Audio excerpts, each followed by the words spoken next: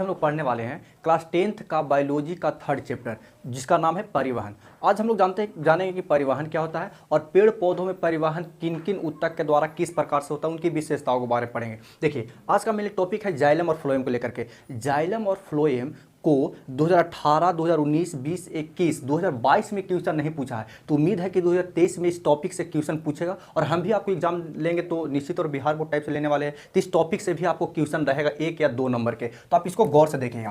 तो सबसे पहले हम लोग जानते हैं कि परिवहन क्या होता है, परिवहन किसे कहते हैं। इससे पहले हम यह समझते हैं परिवहन का क्या मतलब होता है। परिवहन का मतलब होता है किसी पदार्थ को एक स्थान से दूसरे स्थान तक ले जाना और ले आना, ठीक है ना। जैसे ट्रांसपोर्ट, आप लोग अगर कोई दुकान वगैरह होता होगा तो आप पर ट्रांसपोर्ट भाड़ा लगता है, क्योंकि भाई आप किसी सामान को कहीं गया से मंगवा रहे हैं, पटना से मंगवा रहे हैं, कहीं से मंगवाइएगा तो आपको भाड़ा तो देना ही पड़ेगा। तो ट्रांसपोर्ट मतलब एक जगह से दूसरे ले जाना लाना होता है। अब परिवहन किसे कहते हैं, इसको हम लोग डिफाइन करते हैं। देखिए, वैसी क्रिया जिसमें हमारे शरीरों में पदार्थों को एक स्थान से दूसरे स्थान तक ले जाते हैं या लाते हैं, उसी को परिवहन कहा जाता है। अब इसको कई भाषा में आप परिवहन को डिफाइन कर सकते हैं। इसको देखिए, हमारे शरीर में जो पदार्थ होते हैं जो परिवहन हो रहे हैं, एक स्थान से दूसरे स्थान तक आ रहे हैं जा रहे हैं, 2 प्रकार के पदार्थ होता है। एक आवश्यक पदार्थ होता है, एक बेकार पदार्थ होता है। इसको भी लगा कर आप डिफाइन कर सकते हैं। वैसी क्रिया जिससे हमारे शरीर में आवश्यक पदार्थ को एक स्थान से दूसरे स्थान तक ले जाने और ले आने तथा बेकार पदार्थों को उनके गंतव्य स्थानों तक पहुंचाने की क्रिया को परिवहन कहते हैं। अब बात है कि गंतव्य क्या होता है।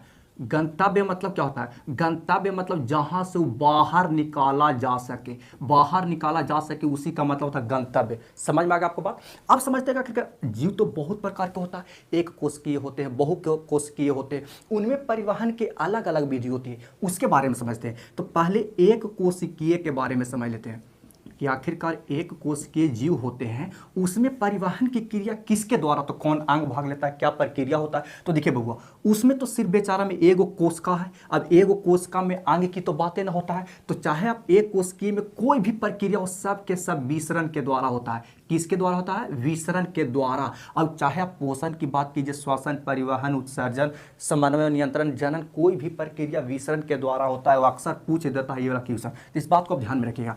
अब हम लोग समझते हैं पेड़ पौधों में परिवहन कैसे होता है। किसमें, पेड़ पौधों में परिवहन।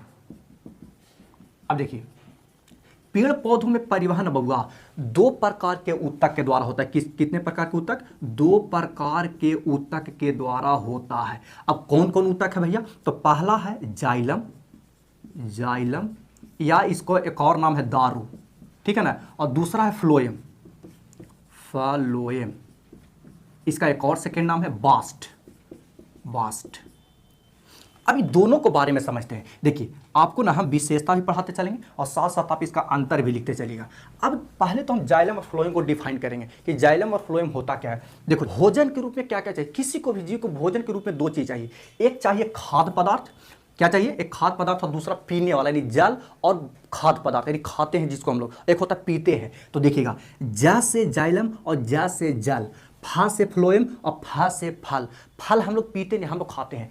अब हम लोग जाइलम को आसानी से डिफाइन कर सकते हैं, यानी वैसा ऊतक जो जल का परिवहन करता है उसी को जाइलम कहते हैं। दारू तो यार दारू जले जैसा ना होता है, तो समझ में आ गया।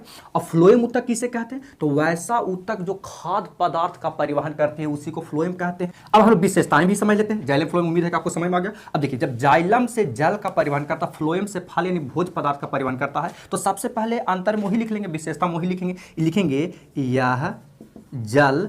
अब एक चीज और बबुआ, हमने जो जूसवा पिया है ना, वहनी के लिए खनिज लवण कहा हथिन कि हमने के लिए खनिज लवण। यार सबके देश के अपना अपना भाषा होता है ना, तो पेड़ पौधा के लिए जूस की अलग भाषा है, तो खनिज लवण होता है। तो क्या इसको बोलेंगे कि यह जल तथा खनिज लवण का परिवहन करती है। इसमें क्या लिखेंगे, तो यह खाद्य पदार्थ का परिवहन करती है, खाद्य पदार्थ का परिवहन करती है। आप लोग लिखते चलिए। दूसरा, अब देखिए ना, ये ना बबुआ, जाइलम जो होता है इनकी 4 प्रकार के कोशिका के द्वारा बनल होता है और चारों में ज़्यादातर मरे होते हैं। तो इनकी कोशिकाएं मृत होती है। ऐसे सोचो ना यार, जाइलम, जा से जाइलम हुआ ना, और जा से जरल, जो जर गया सो मर गया, तो इनकी कोशिकाएं मृत होती है, लेकिन इनकी कोशिकाएं जो होती है इसे जीवित तो होती है। इतना बात समझ में आ गया, क्लियर है। अब देखिए, यह 4 प्रकार के कोशिकाओं से मिलकर बनी होती है, तो ये भी 4 प्रकार के कोशिकाओं से मिलकर बनी होती है। क्लियर। अब चारों के हम लोग नाम समझ लेते हैं। 4 प्रकार, चारों का नाम कौन कौन है। देखिए, दो गो इंपॉर्टेंट है और दोनों में दो गो नाम मिलता जुलता है। वाहिकाएं, वाहिकाएं, वाहिनिकाएं, वाहिनिकाएं। थर्ड में है जाइलम तंतु, जाइलम, जाइलम तंतु। और फोर में है जाइलम मृदुतक, मृदुतक। आप जाइलम लिख लीजिएगा। यह चार प्रकार की कोशिकाओं से मिलकर बनी होती है। कौन कौन? वाहिकाएं, वाहिनिकाएं, जाइलम तंतु, जाइलम मृदुतक। और इसमें मुख्य रूप से वाहिकाएं, वाहिनिकाएं होता है। अं यरवा जल मतलब बहाने वाला, तो वाहिकाएं, वाहिनिकाएं ये बहाता है। इसमें कौन कौन मेन होता है पहले चारों को लिख लेते उसके बाद देखिए। सहकोशिकाएं, सहकोशिकाएं, चालनी नलिकाएं, चालनी नलिकाएं। अब देखिए इसमें जाइलम तंतु था तो इसमें हो जाएगा फ्लोएम तंतु, और इसमें जाइलम मृदुतक था तो इसमें हो जाएगा फ्लोएम मृदुतक, फ्लोएम मृदुतक। देखिए ये दो का नाम मिलता जुलता ना है।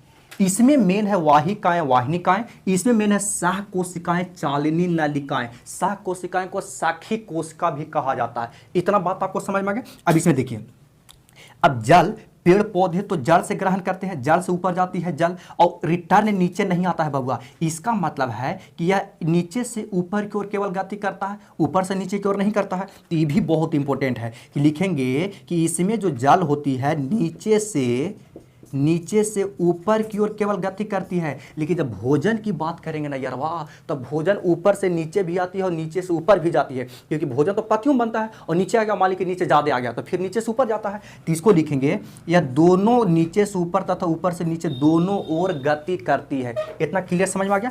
अब देखिए जाइलम जो होता है जड़ में भी पाया जाता है, तना में भी पाया जाता है और पत्तियों में भी पाई जाती है। सब जगह जाइलम रहता है। तो फ्लोएम भैया ना रहेगा तो आपको लगता है कि वहाँ पर भोजन पहुँच पाएगा, पानी पहुँच पाएगा? नहीं पहुँच पाएगा। इसीलिए सब जगह होना चाहिए। तो लिखेंगे फ्लोएम भी जड़ के पास पाई जाती है, तना के पास पाई जाती है और पत्तियों के पास पाई जाती है। यानी इसमें दोनों बात सेम होगा। इतना आपको समझ में आ गया। साथ ही अंतर भी आप ध्यान रखिए, 2020 में अंतर भी पूछा था। क्लियर है? अब इसका स्क्रीनशॉट लीजिए। और भी जो एग्जाम में पूछता है थोड़ा सा घुमा घुमा करके उसको बात हम लोग समझ। देखिए कुछ ना आपको जो जाइलम और फ्लोएम की विशेषता पढ़ाई वही था, लेकिन पूछा है थोड़ा घुमा फिरा करके। अब थोड़ा सा उस टॉपिक को हम लोग समझते हैं बारी बारी से। देखिए अगर कह दे काफी ऊंची पौधा, काफी ऊंची यानी लगभग 400 फीट से अधिक होनी चाहिए।